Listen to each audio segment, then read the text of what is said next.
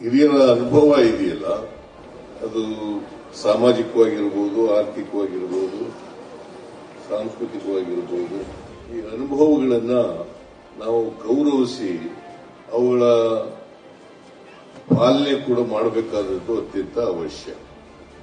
ಬಹಳ ಜನ ಹಿರಿಯರಿಗೆ ಗೌರವ ಕೊಡದೇ ಇರತಕ್ಕಂಥ ನಡತೆ ಇದೆಯಲ್ಲ, ಸಮಾಜದ ಹಿತದೃಷ್ಟಿಯಿಂದ ಒಳ್ಳೆ ನಡವಳಿಕೆ ಅಲ್ಲ.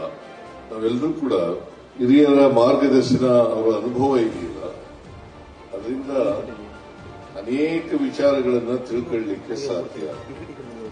ನಾವು ಜೀವನದಲ್ಲಿ ಸಾಧನೆ ಎಲ್ರಿಗೂ ಮಾಡಕ್ ಸಾಧ್ಯ ಆಗ್ತದೆ.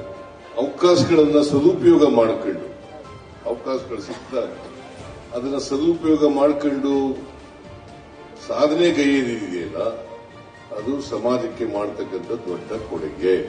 ನಾವೆಲ್ಲರೂ ಕೂಡ ಹಿರಿಯ ನಾಗರಿಕರ ಬದುಕಿದೆಯಲ್ಲ, ಬರೀ ಆದರ್ಶಗಳಾಗಬಾರದು, ಅವುಗಳನ್ನ ಪಾಲನೆ ಮಾಡತಕ್ಕಂಥ ಅವರ ಅನುಭವದಿಂದ ನಮ್ಮ ಬದುಕಿನಲ್ಲಿ ನಾವು ಭವಿಷ್ಯವನ್ನು ರೂಪಿಸ್ಕೊಳ್ತಕ್ಕಂಥ, ಸಮಾಜಮುಖಿಯಾಗಿ ಬಾಳ್ತಕ್ಕಂಥ, ಮನುಷ್ಯರಾಗಿ ಬಾಳ್ತಕ್ಕಂಥ ಕೆಲಸವನ್ನು ನಾವು ಮಾಡಿದಾಗ ಹಿರಿಯರಿಗೆ ನಾವು ಗೌರವ ಸಲ್ಲಿಸಿದಾಗ